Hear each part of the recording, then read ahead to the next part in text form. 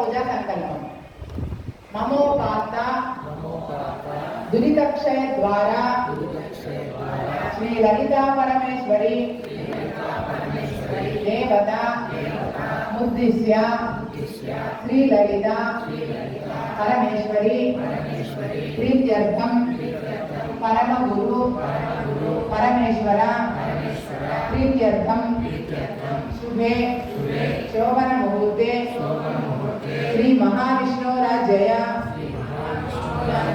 प्रवर्धमानस्य आद्य ब्राह्मणः द्वितीय परार्धे श्वेतवराह कल्पे वैवस्वतमन्वन्तरे कलियुगे प्रथम पादे जम्बूद्वीपे भरतवर्षे भरतखंडे मेरोः दक्षिणदिग्भागे श्रीशैलस्य वायुव्यप्रदेशे कृष्णा गोदावरी मध्यप्रदेशे सुवर्णमुखी नदी समीपे निवासिता ब्रह्मपथम भगवद्गीता आध्यात्मिक क्षेत्रे स्वक्षेत्रे अस्मिन् वर्तमान व्यावहारिक चांद्रमानेन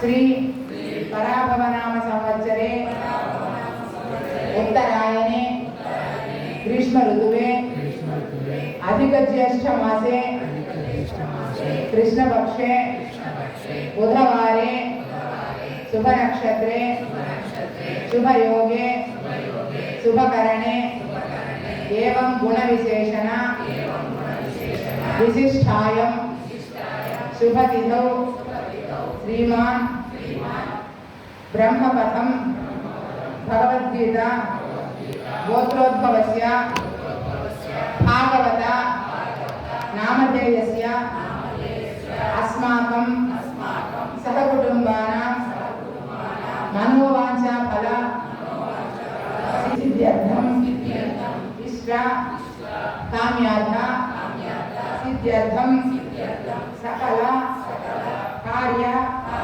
विघ्न निवारणार्थं मम समस्त व्याधिनाशन द्वारा क्षिप्रमेव आरोग्य प्राप्त्यर्थं जन्मदोष नामदोष नक्षत्रदोष सकल दोष परिहारार्थं पिशाच उपद्रवादि सर्वारिष्ट निवारणार्थं ग्रह पीडा निवारणार्थं मम सकल व्यापार उद्योग शत्रुकृत शत्रुप्रेरित शत्रुबाधा ऋणबाधा ईतिबाधा मनोव्यथ निवृत्त्यर्थं सर्वापदा निवारणार्थं क्षेम धैर्य विजय अभय आयुः आरोग्य सकल ऐश्वर्य सिद्ध्यर्थं भोग भाग्य अष्टैश्वर्य सिद्ध्यर्थं धन कनक वस्तु गृह वाहनादि सिद्ध्यर्थं पुत्र पुत्रिकानां सर्वतो मुख अभिवृद्ध्यर्थं सत्संतान सौभाग्य शुभफल सिद्ध्यर्थं आत्मज्ञान प्राप्त्यर्थं आत्मज्ञान व्याप्त्यर्थं ब्रह्मविद्या विस्तरण सिद्ध्यर्थं भागवत सप्ताह महायज्ञ व्याप्त्यर्थं श्रीमद्भागवत प्रचारणार्थं समस्त సన్మంగళ వ్యాప్త్యర్థం ఆదిభౌతిక ఆధ్యాత్మిక ఆదిదైవిక వశాత్ సంభవిత సర్వారిష్ట నివారణార్థం ఇష్టదేవత కులదేవత ప్రీత్యర్థం శ్రీ లలితా పరమేశ్వరి అనుగ్రహ సిద్ధ్యర్థం కల్పోక్త శ్రీ సూక్త పురాణోక్త విధానేన యథాశక్తి ధ్యాన ఆవాహనాది పంచోపచార షోడశోపచార చతుషష్ట్యుపచార భాగవత పూజాం కరిష్యే. ఓం నమో భగవతే వాసుదేవాయ. గురు బ్రహ్మ గురు విష్ణు గురుదేవో మహేశ్వరః గురు సాక్షాత్ పరబ్రహ్మ తస్మై శ్రీ గురవే నమః. గురువే సర్వలోకానాం విషజే భవరోగిణాం నిధయే సర్వవిద్యానాం శ్రీ దక్షిణామూర్తయే నమః. భవారణ్య ప్రవిష్టస్య దిగ్మోహ భ్రాంతచేతసః येन संदर्शितः बन्धाः तस्मै श्री गुरवे नमः. అమ్మలగన్నయమ్మ ముగురమ్మల మూలపుటమ్మ చాల పెద్దమ్మ సురారులమ్మ కడుపారడి పుచ్చడియమ్మ తన్నులో నమ్మిన వేపుటమ్మల మనమ్ముల ఉండెడి అమ్మ దుర్గమాయమ్మ కృపాబ్ది ఇచ్చుత కవిత్వ మహత్వ పటుత్వ సంపదల్. ఆ ప్రథమ స్కంధంలో పరమేశ్వరుని అనుగ్రహం వల్ల ప్రాప్తించినటువంటి శ్రీమద్భాగవత మహాపురాణంలో నైమిషారణ్య వర్ణన, శౌనకాది మునుల ప్రశ్న, సూతుని నారాయణ కథా సూచన, వ్యాసుల వారి విచారం, నారద ఆగమనం, పూర్వజన్మ వృత్తాంతం, ద్రౌపదీ పుత్ర శోకం, అర్జునుడు అశ్వత్థామను బంధించి తేవడం, అశ్వత్థామ గర్వ పరిహారం, భీష్మ నిర్యాణం, ధర్మరాజు పట్టాభిషేకం, శ్రీకృష్ణుని ద్వారక ఆగమనం, ఉత్తరాగర్భస్థుడైనటువంటి అర్భకుని అశ్వత్థామ యొక్క అస్త్రజ్వాలల నుండి శ్రీకృష్ణుడు కాపాడటం, పరీక్షిత్తు జననం, గాంధారీ ధృతరాష్ట్ర విదురుల నిష్క్రమణం, నారదుడు ధర్మరాజుకు చేసినటువంటి కాలసూచన, శ్రీకృష్ణ నిర్యాణం, పాండవుల మహాప్రస్థానం, పరీక్షిత్తు దిగ్విజయం, కలి గర్వ భంజనం, ధరణీ ధర్మదేవుల సముద్ధరణ, శృంగి శాపం, గంగా తీరంలో పరీక్షిత్తు చేసినటువంటి ప్రాయోపవేశం, శ్రీ సుఖ దర్శనం, మోక్ష మార్గాన్ని పరీక్షిత్తు అభ్యర్థించడం అనేటటువంటి కథలను మనము ప్రథమ స్కంధంలో చూసాం. ఇప్పుడు ద్వితీయ స్కంధంలో రాజా నీకు అడిగినటువంటి ప్రశ్న చాలా మేలైనది, ఎంతో సమంజసమైనది, పరిపక్వమైనటువంటి ప్రశ్న ఇది. ఆత్మతత్వం తెలిసిన వాళ్ళు ఈ ప్రశ్ననే అభినందిస్తారు. సకల శుభాలను ఇది నీకు చేకూరుస్తుంది. లోకంలో వినదగిన విషయాలు వేల కొలదిగా ఉన్నాయి, అందులో ఇది చాలా ముఖ్యమైనది. సంసారంలో మునిగి తేలేటటువంటి గృహస్థులకు ఆత్మతత్వము ఏమాత్రమూ తెలియడం లేదు. వాళ్లకు స్త్రీ సంగమంతోనూ నిద్రతోనూ రాత్రితోనూ కాలం గడిచిపోతుంది అని భ్రమిస్తూ ఉంటారు, భ్రాంతి చెందుతూ ఉంటారు. పగలంతా కుటుంబ వ్యవహారాలతో ధనార్జన బుద్ధితో సరిపోతూ ఉంటుంది. పశువులు, భార్యలు, బిడ్డలు, చుట్టాలు, శరీరము ఇత్యాదిగా గల పరివారం అంతా శాశ్వతమని నమ్మి వాళ్ళు కాపురాలు సాగిస్తూ ఉంటారు. ఇది మనం అన్వయించుకుంటే సరిపోతుంది.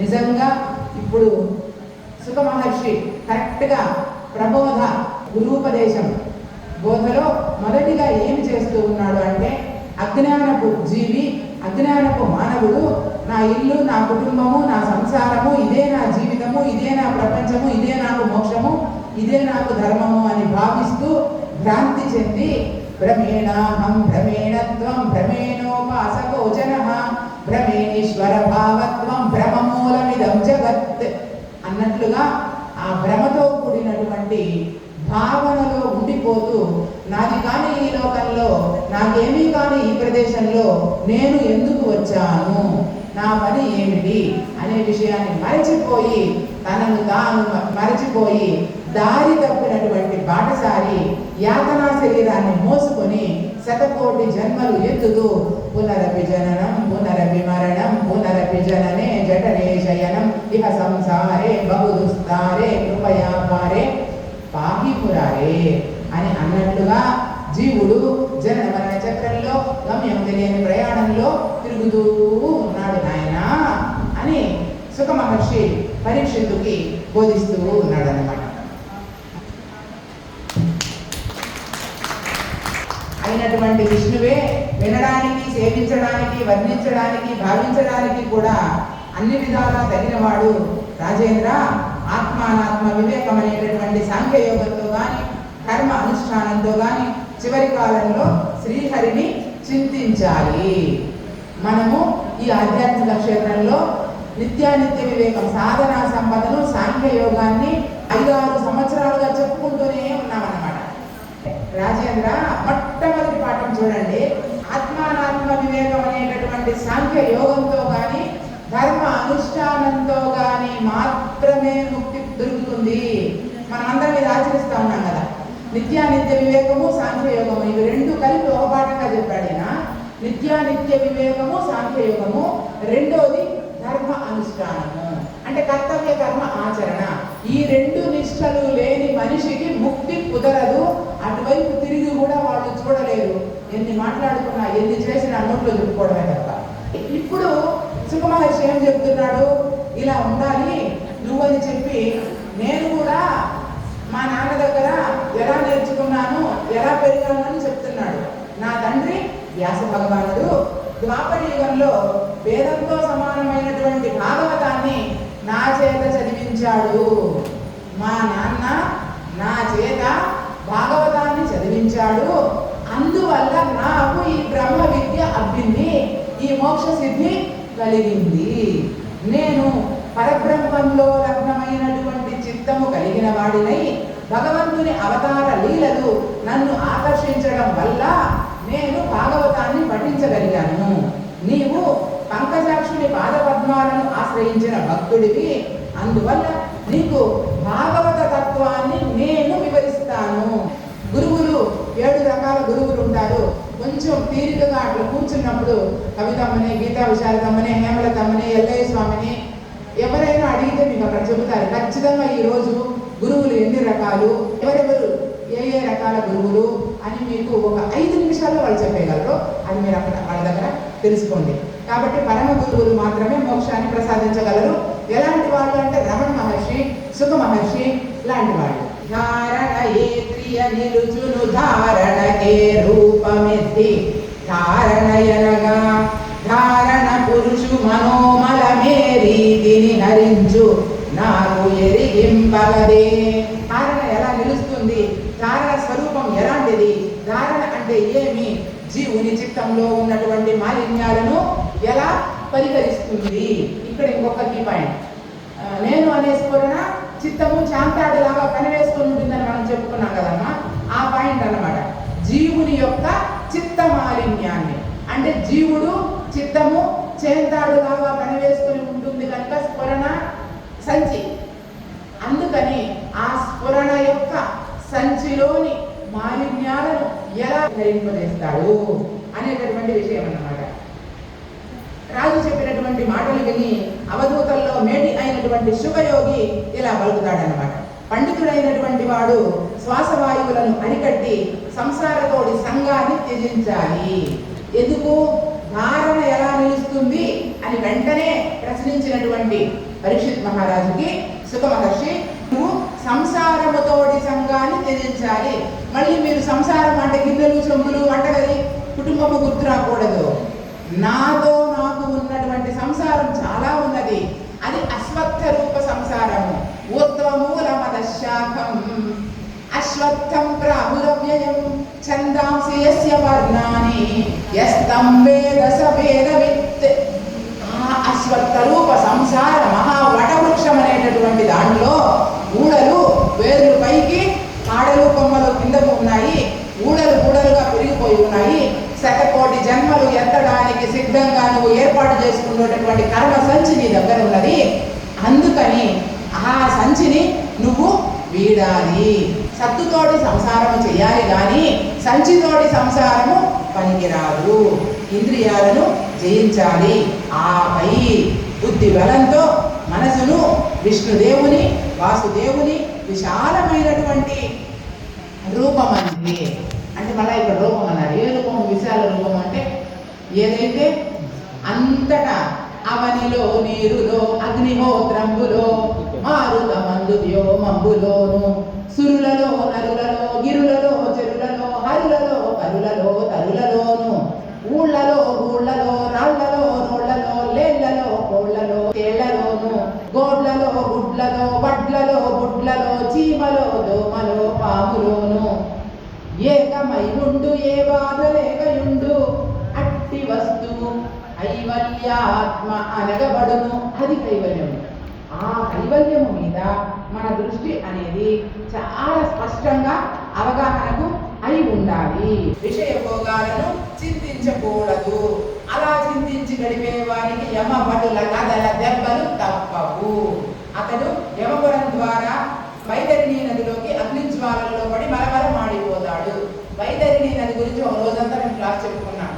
ఎప్పుడైనా కాటికాపేట దగ్గర ముందుగానే తీసుకెళ్లేటప్పుడు ముందర వైతరిణి నది దాటించి తీసుకెళ్ళాలి అని అంటారు. అక్కడ వైతరిణి నది అని ఏంటి అంటే తరించిపోయేటటువంటి నది.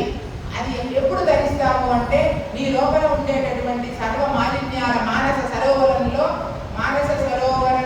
ఉన్నటువంటి మనోబలకం మీద మనోవీధుల మీద ఉన్నటువంటి సమస్త జాడ్యాలను మలినాలను తొలగించుకుంటే అప్పుడు ఆ నది నుంచి మనం దాటగలం. ఆ నది ఏంటి అంటే సంసార జలధి. ఆ సంసార జలధిని ఈ జ్ఞానంతో ఆవు దూడ కాలి గిట్టల ముద్రలో నిండిన నీళ్లను దాటినంత సులభంగా, అంటే స్పీడ్గా చెప్పకుండా పదాలు చెప్తే ఇంకా బాగా ఎక్కుతుందని ఎంత సులభం మీకు దాటడము. ఆ విధంగా మనము దాటగలము. అందుకని వైతరిణి నదిని దాటే తరుణోపాయాన్ని ఇప్పుడే ఇక్కడే శరీరస్థుడై ఉండగానే మనము పొందాలి. సంసారానికి హేతువులై ఆరు బిడ్డలు ఇల్లు వాకిళ్ళు, ఎంత బాగా చెప్పాడు దీని కూర్చొని కూడా. అంతా మిథ్యయని తలంచి చూచిన నరుండు అట్లవుట ఎరింగియున్ తా చింతా కందయు చింతమానడు నిరంతరము తనువులు పుత్రులు కాంతలు నిగ్గంబనుచు మోహార్ణవ భ్రాంతి చెంది తా చింతా కందయు చింత నిల్పడు గదా. ఎవరి మీద? పరమార్థం పైన నీయందు తా చింతా కందయు చింత విందే ఉండదు. చింతా కందయు చింత నిల్పడు గదా. శ్రీకాళహస్తీశ్వర అని వాపోయాడు ఆయన కూడా. ఏనలాగే పరమాత్మునికి ప్రణమిల్లనటువంటి మూడుని తల మీది ఉన్నటువంటి బంగారు కిరీటమైనా సరే, ఈ ఒంటి మీద ఎన్ని ఆభరణాలు ఉండినా అన్నిటికంటే పెద్ద కిరీటం కదా. మనం అనుభవాల కిరీటం పెట్టావా అంటాం. అంటే బంగారంలో ఏదైనా ఉంది అంటే కిరీటం పెద్దది. కాబట్టి కిరీటం ఉంటే కూడా సరే, వీళ్ళు అన్నీ చెప్పకుండా కిరీటాన్ని చెప్పేసారు ఉంటే కూడా సరే, అది కట్టెల మోపు. నువ్వు బంగారు కిరీటం అనుకోవద్దు, కట్టెల మోపు. భగవంతునికి అర్పితము కాని మానవుని సంపద ఐశ్వర్యము ఏదైనా ఉంది అంటే అది అడవి కాచిన వెన్నెరా. కనుక వాసుదేవుని సేవింపని వాడు ప్రాణవాయువు లోపల ఉండి కదిలే పీనుగు అని చెప్పాడు. ఇక పద్మనాభుని పాదాలను ఆశ్రయింపని వాని జీవితం పొత్తి మూలికాయలోని సాలెపురుగు. సాలీడు వలను తనకు తానుగా పట్టుకుంటుంది, అందులోనే పడి చచ్చిపోతుంది. నేను కూడా నాకు నేనుగా వలలు అల్లుకుంటాను, తర్వాత నాది అనే వలలు అల్లుకుంటాను, తర్వాత నా వారు అనే అలా అల్లుకుంటాను. అలా అల్లుకొని అల్లుకొని అల్లుకొని నేను అందులో మునిగిపోతాను. నువ్వు కూడా ఏమవుతావు? పసిడి కాయలోని ప్రాణి బ్రతుకు. అందుకని ఈ విధంగా పలికినటువంటి శుభయోగి పలుకులకు పరీక్షిత్తు చిత్తము వికసించింది. అతడు నిర్మలమైనటువంటి బుద్ధి విశేషము గలవాడై ఆ రాజు బిడ్డలను, ఇతులను, బంధువులను, భార్యను, ఇతర పరిజనాన్ని, ధనాన్ని, జడత్వాన్ని, లోపల ఏదైనా ఉంటే మాలిన్యాలను అన్నింటినీ కూడా విడిచిపెట్టేశాడు.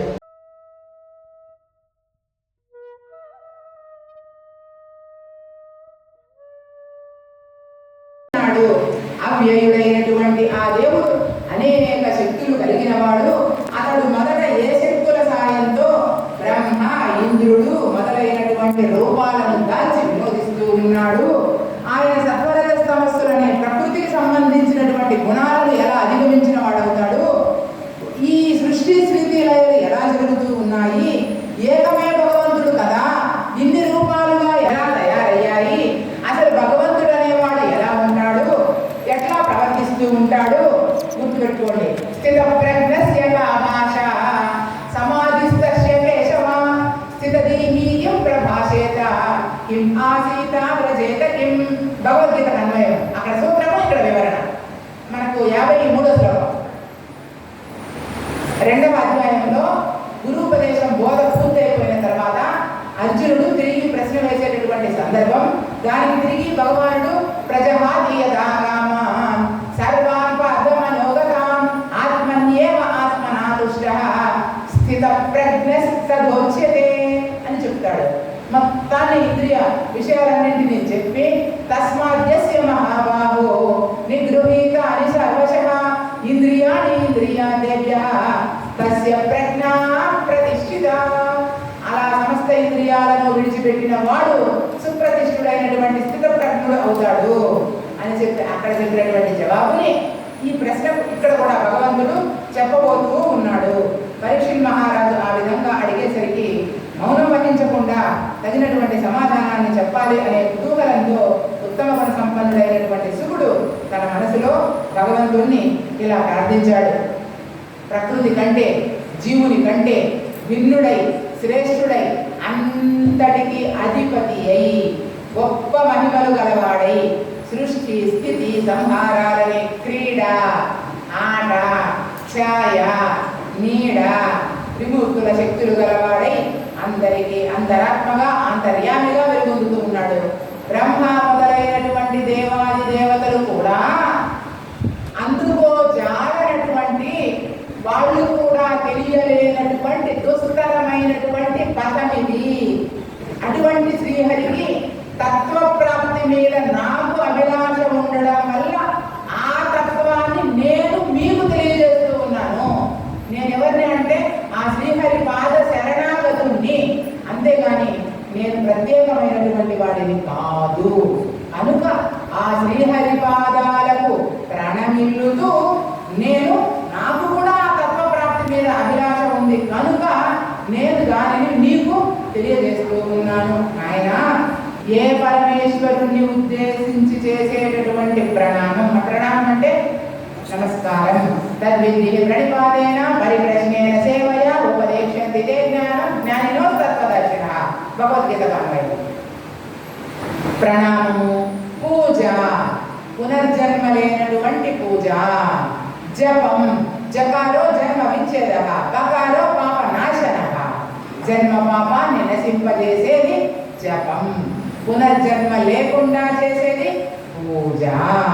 అందుకనే విలువ చూడమని మోక్ష సాధన సామగ్ర్యం భక్తిరేవ గరీయసి స్వస్వరూపానుసంధానం భక్తిరిత్య విధీయతే. పూజ, ధ్యానం, నామ సంకీర్తనం అమోఘమైనవో ఏ ప్రభుదేవుని లీలలు వింటే దోషాలన్నీ తొలగిపోయి లోకము మంగళాయతనమవుతుందని పెద్దలు చెబుతున్నారో అట్టి పాప రాశి పరిహారకుడు భద్రమయుడైనటువంటి కీర్తనుడు అయినటువంటి భగవంతుణ్ణి ఆశ్రయిస్తూ ఉన్నాను.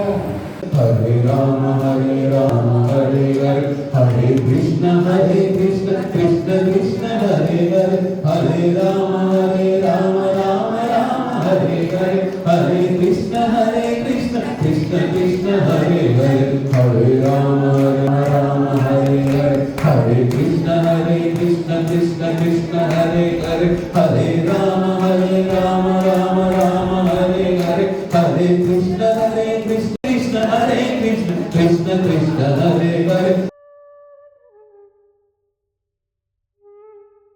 ఏకం సత్ విప్ర బహుదా వదంతి అనేకం ఏకం భవతి ఏకం అనేకం భవతి. అందులో లేకపోతే మరి ఇన్ని దేవతా రూపాలు ఎట్లా వచ్చాయి అని అంటే ఆత్మానం చే ద్విజానీయాదులో ఉండకపోవడం వల్ల మాయాభాసేన జీవేశవు నరోతి విస్మృతిత్వత కల్పితావేవ జీవేశవు సంసారో జీవ కల్పిత. మాయ ఆభాస చేత ఏకత్వాన్ని చూసే శక్తి లేక, ఏకత్వాన్ని భావించే దృష్టి లేక సద్గురు మార్గాన్ని తెలియలేక ఏకంగా ఉన్న భగవతత్వాన్ని అనేకంగా భావిస్తూ విభజన చేసుకొని నాది నీది అనే భావనలతో సతమతమవుతూ దిక్కు తెలియక దారి తోచక తాను కొట్టుమిట్టాడుతూ ఉంటాడు. సత్యపదాన్ని వీడినవాడు కనుక. అందుకని సమస్త కర్మ ఫలాలు ఎలా ఉండాలి, మనం ఏ దేవతను ఆరాధించాలి అనేటటువంటి విషయాలని ఇందులో చూసాం. శ్రీహరి శరణాగతి ఒక్కటే మనకు పరమపదం అనేటటువంటి విషయాన్ని చూసాం. శుభయోగి శ్రీహరిని స్తుతించడం, వాసుదేవుని అనుగ్రహం వల్ల బ్రహ్మలోక ఆధిపత్యాన్ని వహించడం, శ్రీహరి నుండి బ్రహ్మ రుద్రుడు మొదలైనటువంటి లోకాలు జనించడం, శ్రీమన్నారాయణుని దివ్యలీల అవతారాల వైభవం, భాగవత ప్రాముఖ్యం, పరీక్షిత్తు సుఖయోగిని ప్రపంచం మొదలైనటువంటి కారణాన్ని ప్రశ్నించడం, అందులో శ్రీహరి అన్నిటికీ ముఖ్య కర్త అనేటటువంటి విషయాన్ని మనం తెలుసుకోవడం, భగవద్భక్తి ప్రాశస్త్యం, బ్రహ్మ చేసినటువంటి తపస్సుకు మెచ్చి శ్రీహరి వైకుంఠంతో సహా ఆయనకు ప్రత్యక్షం కావడం, బ్రహ్మ విష్ణువుని స్తుతించి ఆయన అనుగ్రహం వల్ల ఆయన మహిమను ఆలకించడం, వాసుదేవుడు చెప్పినట్లే బ్రహ్మ నారదుడికి భాగవత పురాణానికి సంబంధించినటువంటి ప్రధానమైనటువంటి లక్షణాలను వివరించడం, శ్రీమన్నారాయణుని వైభవం, జీవుడు మొదలైనటువంటి తత్వాల దృష్టి, వాసుదేవుని నిత్య విభూతి మొదలైనటువంటి వాటి వర్ణనం, కల్ప ప్రకారం మొదలైన వాటి సూచన, సౌనకుడు విదురుడికి మైత్రేయునికి జరిగినటువంటి సంవాదం చెప్పమని సూతుడు అడగడం అనేటటువంటి కథలు గల ద్వితీయ స్కందం సమాప్తం, సంపూర్ణం. ఓం నమో భగవతే వాసుదేవాయ.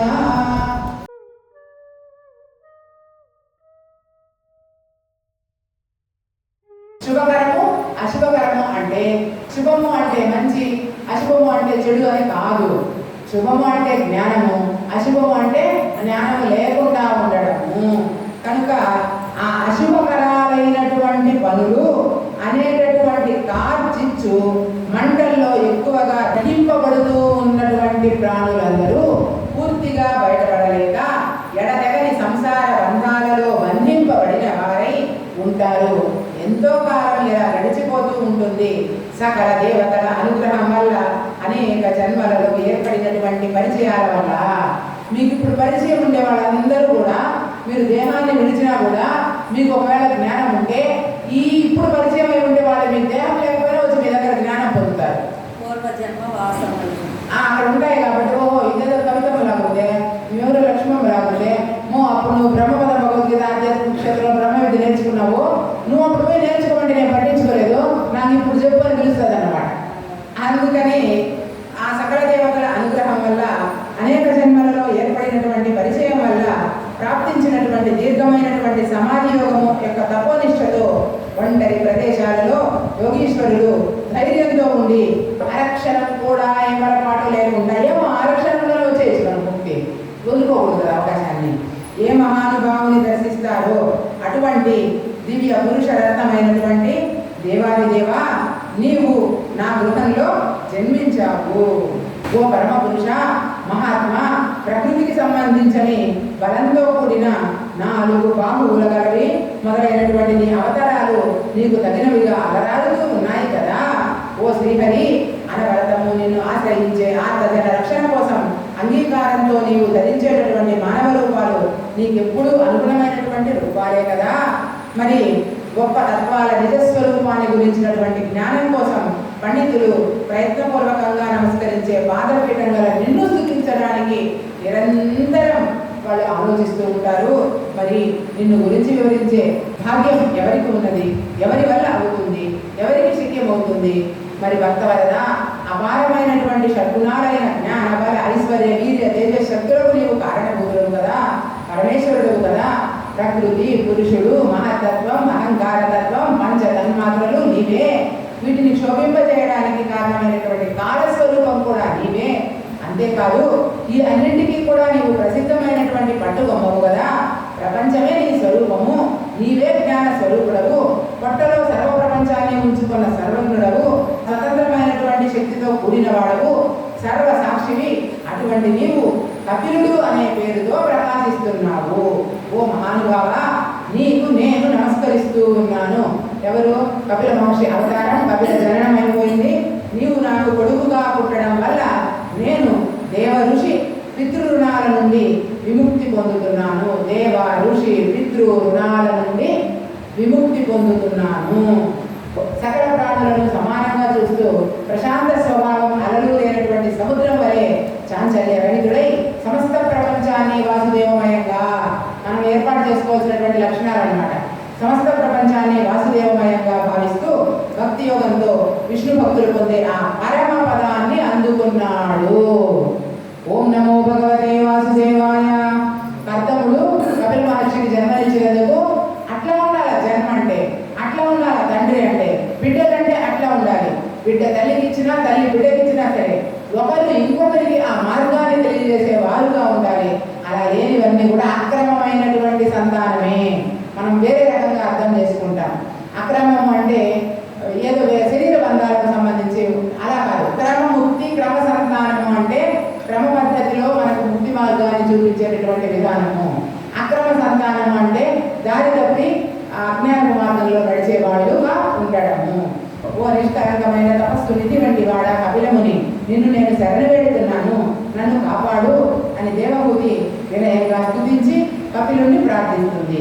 ఆయన సాటి లేని దయతో కారుణ్యం తొనికిసలాడుతూ ఉండగా సజ్జనులకు మోక్షం అనే పదాన్ని ఇవ్వడానికి తగిన తల్లి మాటలను ఆలకించాడు. తల్లి అయినా బిడ్డ అయినా సరే నేను మోక్ష పదానికి మంచి మార్గాన్ని నాకు చూపు, నేను ఏ విధంగా ఈ భవబంధాల నుంచి విడిపడి తామరాకు మీద నీటి బొట్టులాగా నేను ఎలా జీవించాలి, జలజ పత్రము మీద శరీరమంటని ఎట్లు అద్దమంతుల రూపమంటనట్లు భూమి చింత పండుపై బొగ్గరంటని ఎట్లు పలు చల్లలో వెన్న కలయనట్లు చిత్రభానునకును చీకటంటని ఎట్లు ఆకాశంపున వాయువు అంటనట్లు బ్రహ్మవేత్తలు అన్నింటి ఎందు ఉండి కూడా వేటిని అంటరదివా. కనుక వాళ్ళకి ఏం బంధాలు ఉండవు. మార్గం చూపించు అంటే ఖచ్చితంగా ఎవరికైనా చూపిస్తారు. అందుకని ఆమె సంపూర్ణంగా బిడ్డకు శరణాగతి పొంది నాకు మోక్ష మార్గాన్ని చూపించిన ఆయన అని అడుగుతోంది.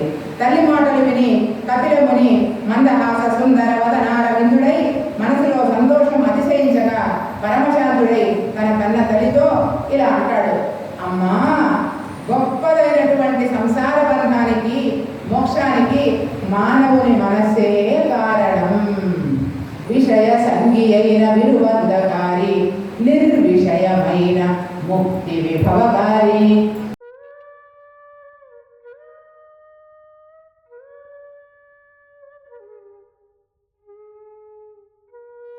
మోక్ష ప్రాప్తికి సర్వాంతర్యామి అయినటువంటి శ్రీమన్నారాయణుని యందు సమర్పింపబడిన భక్తి మార్గమే ఉత్తమమైనది. ఇతర మార్గాలు దానికి సాటి రావు. ఇంద్రియార్థాలైనటువంటి శబ్ద స్పర్శ రూప రస గంధాలతో కూడినటువంటి సంబంధం పనికిరాని విషయమై దృఢమైన బంధానికి కారణమవుతూ ఉన్నది. దృశ్యమాన జగత్తుతో బంధము పనికిరానిది, అది నిస్తేజమైనది. దృశ్యమాన జగత్తుకు ఆంతర్యంగా ఉన్నటువంటి ఆంతర్యామి అయినటువంటి సర్వాంతర్యామి మీద బంధం ఎలా ఉండాలి? సంపూర్ణంగా ఉండాలి. ఆయనే మన సమస్తంగా ఉండాలి. అప్పుడు ఆయనే నువ్వే ఆయన. యోగోద్భక్త సమే ప్రియ. నిషిద్ధ కర్మలను చేయరాదు. భగవంతుని జ్ఞానానికి వ్యతిరేకంగా ఉండేవన్నీ నిషిద్ధ కర్మలే.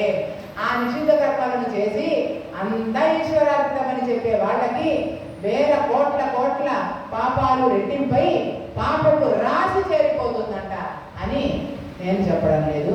సాధనా పంచకంలో ఆదిశంకరాచార్యుల వారు 5 శ్లోకాలు చెప్పారు. అందులో మొదటి శ్లోకంలో పాపాన్ని ఎలా తొలగించుకోవాలని ఉంది. ఆ తరువాత వివరణలో పాపం ఎలా కూడుతుందో ఎలా వీడుతుందో వివరించి ఉన్నారు. కాబట్టి ఈశ్వరార్పితం అని చెప్పద్దండి.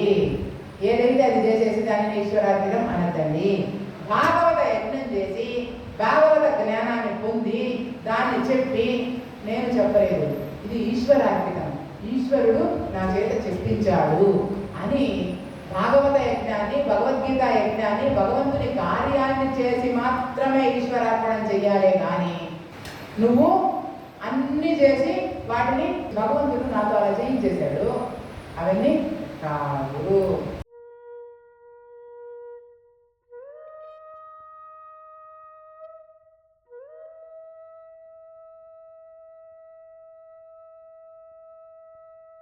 నిన్న కొంతమంది దాతల పేరు చెప్పాను. ఈ ఆశ్రమ నిర్మాణానికి ప్లస్ 7 రోజుల సప్తాహానికి దానికి అదే ఖర్చులకు సంబంధించి వాళ్ళ దాతృత్వంతో ముందుకు వచ్చారు. సో నిన్న చెప్పిన వాళ్ళు కాకుండా మళ్ళా కూడా నెల్లూరు నుంచి లక్ష్మీ అమ్మ, ఆమె రోజు ఏదో ఒక రూపం ఏదో సమర్పించాలని తపన. ఈరోజు ఈవినింగ్ మనకి స్నాక్స్ వచ్చి బాదం పాలు ఈరోజు ఆమె సమర్పిస్తామన్నమాట. ఆ వస్తువుని ఆలోచన చేస్తాను సార్, ఏదో ఒకటి చేస్తాను సార్ అంటే బాదం పాలు చెప్పేసి ఈరోజు మనకి చల్లని బాదం పాలు ఈవినింగ్ 4 గంటలకి స్నాక్స్ ఉంటుంది మనకి. తర్వాత జే శేషమ్మ తిరుపతి ఆమె కూడా సహకరించారు. సిహెచ్ పద్మావతి గారు, సిహెచ్ రమాదేవి అద్దంకి వీళ్ళు కూడా తమ సహకారాన్ని చేయటానికి అందించారు. కోమలి అంటే ఆ వంటల్లో ఉంటుంది, మీరు చూడొచ్చు. ఆమె ఇప్పుడు మధ్యాహ్నం భోజనంలో స్వీట్ అరేంజ్ చేస్తుంది అనమాట. కోమలి అంటే మేడం చెప్పారు కదా, అంటే తన్మన్ అంటే తనుతో చేసేది, ఆవిడ తనుతో చేస్తున్నారు. అది కూడా జ్ఞానమే. మన అంటే మనసుతో, ఇప్పుడు మేడం మనకి క్లాస్ చెప్తారు మనసుతో. దాన్ని అంటే ఇప్పుడు పేరు చదివే వాళ్ళు గమనించాలన్నమాట. తన్మన్ క్షేత్రాన్ని సమర్పించాలి. తర్వాత ఉషారాణి దీప్తి ప్రియ గారు తిరుపతి వాళ్ళు కూడా సహకరించారు. మాధవి విజయవాడ ఈరోజు టుడే లంచ్ వాళ్ళు అరేంజ్ చేస్తున్నారు. విజయవాడ వాళ్ళు మాధవి గారు విజయవాడ లంచ్. సో అదేవిధంగా వాళ్ళందరూ కూడా బ్రహ్మపదం ఆధ్యాత్మిక క్షేత్రం తరఫున వాళ్ళకి ఆశీస్సులు, వాళ్ళకే కాదు అందరికీ ఆశీస్సులే. దేవుడు అందరూ వాడు కదా, అందరికీ ఆశీస్సులే. సో ఇంకెవరున్నా కూడా ఈ క్షేత్రానికి నిర్మాణానికి కానీ ఈ 7 రోజుల సప్తాహానికి కానీ ఎవరన్నా మీరు సహకారం అందించదలుచుకున్నా కూడా మీరు చేయవచ్చును.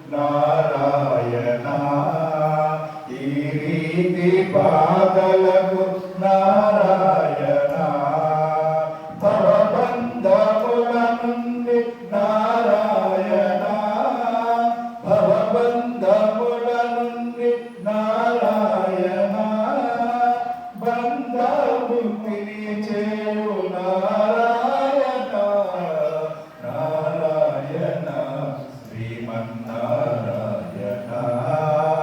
నారాయణ లక్ష్మీ నారాయణ నారాయణ వేద నారాయణ నారాయణ సత్యనారాయణ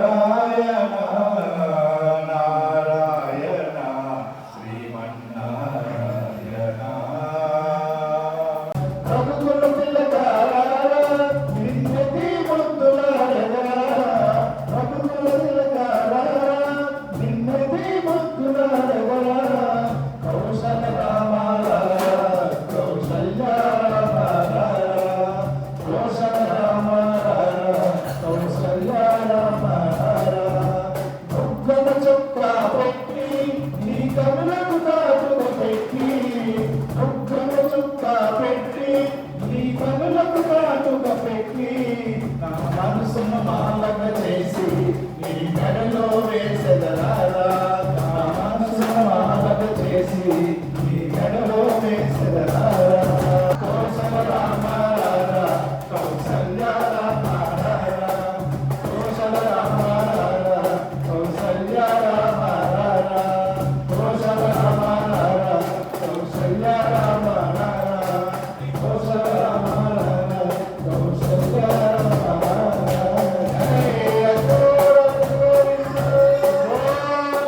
సప్తాహంలో 3వ రోజు సప్తాహంలో భాగంగా త్రినేత్ర పుత్తూరులో త్రినేత్ర పిరమిడ్ తరఫున ఈరోజు బ్రహ్మపద్ భగవత్ ఆశ్రమంలో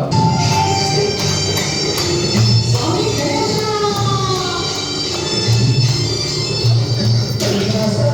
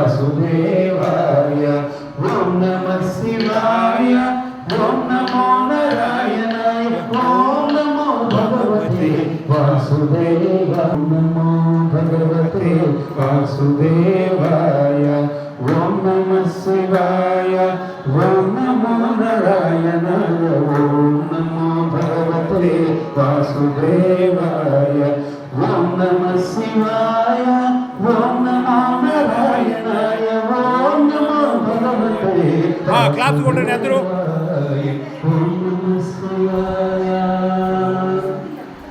ओम नमो नारायणाय